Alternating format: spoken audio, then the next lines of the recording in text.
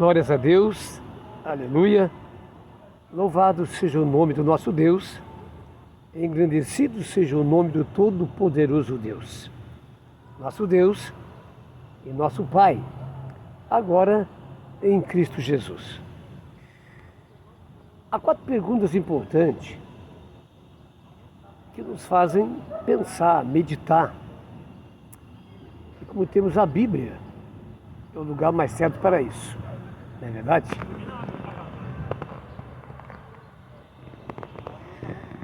Mas tudo é um grande mistério.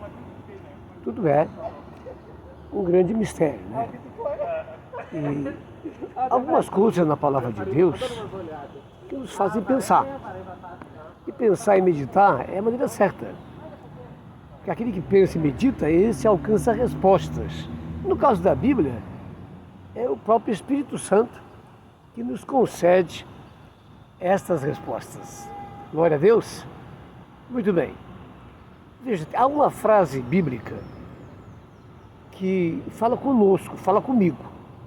Tudo é muito mais que possamos pensar ou imaginar. Na verdade, tudo é um grande mistério. Amém, amados? Mas que Deus revela aos seus filhos, àqueles que o buscam e que se importam com o reino, o qual participam agora, o reino de Deus. Amém? Então, tudo isso é importante. 4 perguntas. Primeira, da onde eu vim? Quem sou eu? Por que estou aqui? E para onde eu vou? É interessante isso. E sabe, a palavra sempre nos dá pistas, nos dá pinceladas a respeito de muitas coisas. Quem sabe não chegamos ao entretanto, mas nos dá uma base, não é? Uma visão, não é? Sobre muita coisa, principalmente a grandeza de Deus, o amor de Deus e os seus planos eternos. Muito bem. Uma das frases que mexe comigo está ali nas palavras de Jesus. Eu vim para buscar, trazer de volta o que se havia perdido. Isso é maravilhoso, né, amados? É claro que sempre nós pensamos o que no Éden. Mas por que a palavra fala sobre algo que aconteceu nos céus? A rebelião de Satanás, a expulsão de um terço dos anjos. Então é coisa que nos faz pensar sobre isso. Por que teríamos esse conhecimento? Passamos a crer que há uma ligação nisso, tá certo? E essa palavra de Jesus é profunda, é muito abrangente. Eu vim para trazer de volta, ou resgatar, pagar o preço por aquilo que se havia perdido. Isso é grande, né? Pois é. Glória a Deus. Agora, da onde eu vim? Aqui está, né? E é claro que eu tenho que ir em Eclesiastes. O que diz lá? Que o nosso corpo, que veio do pó, aleluias, quando nós morremos, ele volta ao pó. Mas o nosso espírito, ele volta a Deus, a quem o deu. Veja só, que coisa grandiosa isso. Nos faz pensar. Amém, amados? E também discernir. É que às vezes estamos diante de algo e não queremos pensar. Não, isso aí, mas nem pensar sobre isso.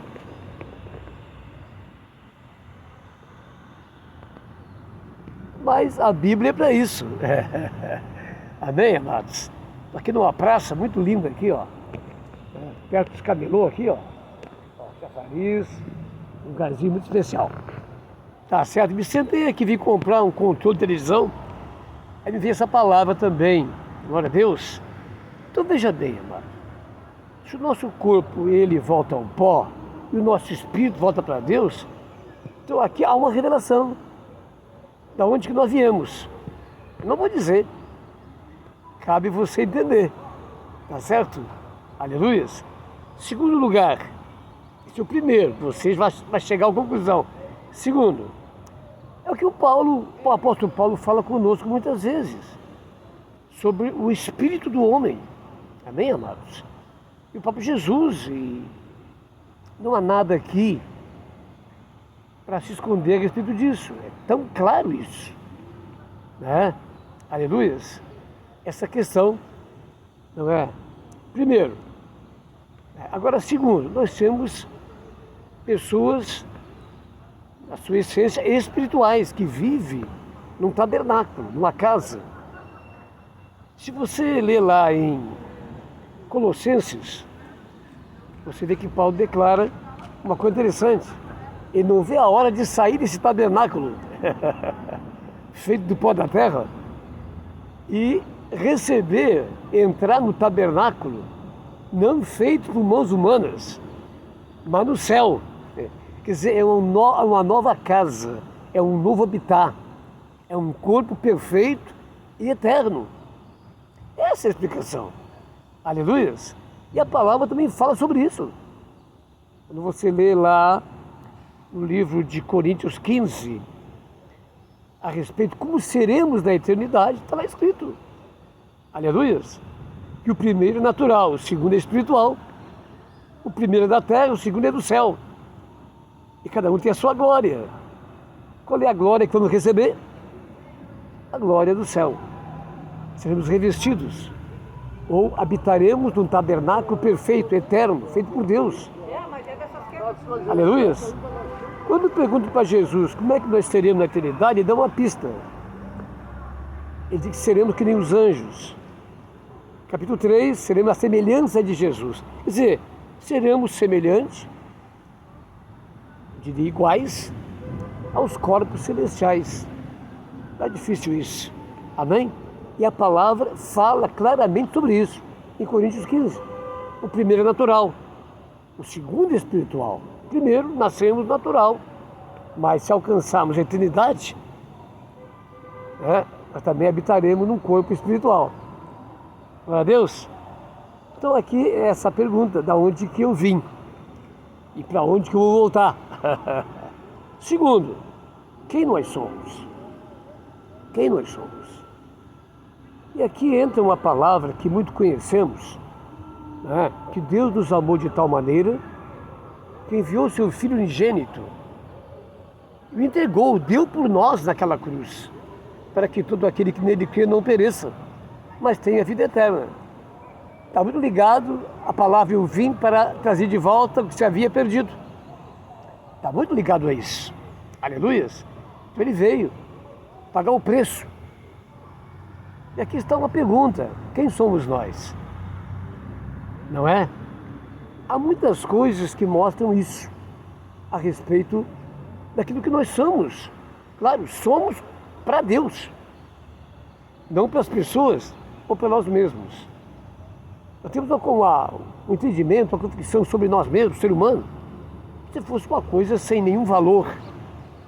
Vou dizer mais uma vez, na condição que nós temos, é claro, caídos, pecadores, condenados, enfim, nessa condição sim.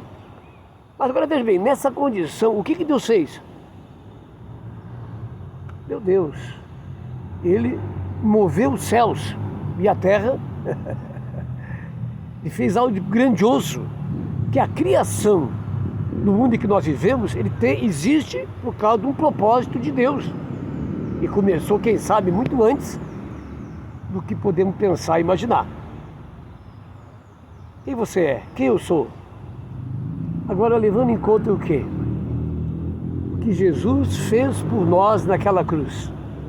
Ele não veio por conta própria, ele veio em obediência ao Todo-Poderoso Deus, o seu Pai. Para quê, querido? Pagar um preço tão grande? Para quê? O pobre bicho? Pobre coitados? Gente sem valor? É claro que não. E é uma das coisas que eu sempre pensei sobre isso. Para aí, tem alguma coisa a mais nisso? E é claro que tem. Me traz a memória do que, querido? Jesus na cruz, ali sobre si os nossos pecados, a enfermidade, dores, toda a maldição, toda a imundícia.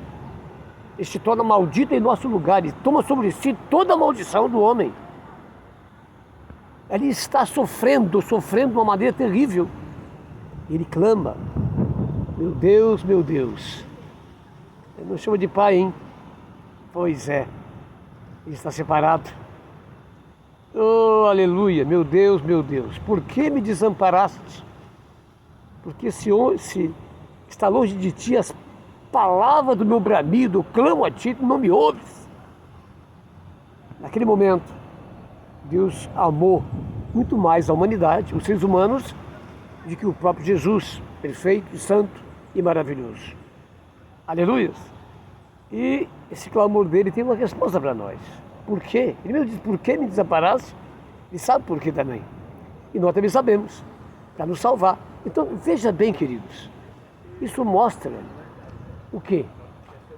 O quanto nós somos preciosos para Deus. Como Deus olha a humanidade. E porque Deus até hoje permanece aguardando e esperando que mais pessoas venham se converter, venham se render a Ele para viver essa nova vida. A longanimidade de Deus, fica aguardando dia após dia. Tudo isso nos mostra uma coisa, nos revela o quê? Algo que eu não posso entender, mas uma coisa eu sei. Deus me ama realmente de verdade e de uma maneira sobrenatural, grandiosa, além do meu entendimento. E nisto, eu só tenho uma opção ao entender isso. É me entregar completamente nas mãos do Todo-Poderoso, Deus. Quem sou eu? Aleluias. A terceira palavra é, por que eu estou aqui? Responder por que eu estou aqui já foi respondido muitas vezes. Amém, amados? Sobre isso. Então, eu estou aqui por uma condição especial. Ele me criou para ter um encontro com Jesus, ser liberto do pecado, da iniquidade do diabo e viver uma vida eternamente com Ele. E por isso Ele fez qualquer coisa, pagou o preço mais alto. Ou você acha que enquanto Cristo morria naquela cruz, sofria em nosso lugar, que Deus se alegava com isso? É claro que não. Como é que você sentiria acontecendo isso com o teu filho, sem poder fazer nada? Glória a Deus. Então, muita coisa para se pensar, tá certo? Agora veja bem, eu quero trazer uma penúltima palavra nisso, que com relação a tudo isso que nos envolve. Em primeiro lugar, o salmista, o que é o homem? Para que Deus dele se lembre, no entanto, em Cristo Jesus, nosso Senhor, tua coroa de glória. Diante dessa mensagem, essa palavra, ela toma um outro sentido. Não é verdade? Pois é. O que é o homem? Aqui está. Nós temos o quê? Meditando sobre isso. Quem somos nós? Glória a Deus. Agora, eu quero colocar algo aqui para você pensar sobre o que representamos para Deus. Querido, bastava Jesus daquela cruz nos salvar. E seria, maravilhoso, tá certo? Aí é que está. Não foi só isso. O plano de Deus é muito maior do que isso. Mas para nós, misericórdia. Sair da situação que nós estávamos e agora em Cristo, pela graça de Deus, estarmos sobre a rocha, uma posição maravilhosa como essa, ser salvo. Saber que aquele estado de maldição não tem mais, isso tá legal. Mas não é isso que Deus quer, não. E aqui está uma frase que é importante. Aquele que se humilhar, ele é exaltado. Por quem? Por Deus. Aquele que se humilha. Só que essa exaltação nós achamos que é um carro novo, uma casa na praia, uma vida de alegria e paz. É muito mais do que isso. Sabe por quê? Essa exaltação nos leva lá em cima. Porque a partir de Cristo nos tornamos o quê? Filhos de Deus. Meu Deus do céu. Filhos de Deus. Paulo então ele completa isso dizendo o quê? Que nós somos co-herdeiros com Cristo. Co-herdeiros com Cristo. Isso é algo grande demais. E esse é o amor de Deus. São coisas que a gente não quer entender, porque não busca, mas isso é maravilhoso, isso exalta Deus, a Jesus, ao Espírito Santo, a grandeza de Deus, de uma maneira tal, querido, que nos dá opção não, a não ser nos entregar essa grandeza, essa maravilha, e não ficar aí pestanejando, pensando, vou, não vou, fuque, não. E se render o coração a Deus de fato. Porque o plano dele é isso, é muito mais do que você pensa. É você ser o seu filho e de fato, filho gerado em Cristo legítimo. Aleluia. Antes era só Jesus, agora ele é você. Ele antes era o único herdeiro. Entendeu isso? Por isso está lá no livro de Filipenses, Colossenses, aliás, que fala sobre isso. Ele é o herdeiro, claro. Até ali ele era. Mas por que pareça, a partir da sua obra, ele nos chama de irmãos agora. E Paulo completa dizendo o quê? Que nós passamos a ser herdeiros com Cristo, co-herdeiros com Ele. Olha só. Meu Deus, o que será isso? Mas é verdade. Não sei como é que vai ser, mas sei que Deus tem todo o poder de fazer muito mais do que eu possa pedir, imaginar ou pensar. Então veja a grandeza disso. O que é o homem para que Deus dele se lembre, no entanto, tua coroa de glória? Meu Deus. Aleluia. Glória, glória. Sabe o filho pródigo lá? Pois é, está ali. Ele vem querendo só ser servo, não é isso? Falei sobre isso. Bastava. Mas Deus restituiu tudo. No nosso caso, anel no dedo, sandália no pé. E o que mais? Anel no dedo e vestes novas. E eu falei sobre as vestes novas já, nessa palavra. Está lá em Coríntios 15. Um corpo incorruptível, perfeito. Não é esse corpo transformado. Não, Paulo revela, é sair dele e entrar no celestial. Está entendendo? Aqui está essa mensagem então, 4 perguntas. De onde eu vim? Quem sou eu? Por que estou aqui? E para onde eu vou? Muita coisa se teria para falar ainda sobre isso. Mas leia mais a Bíblia. Entenda que o amor de Deus extrapola qualquer coisa.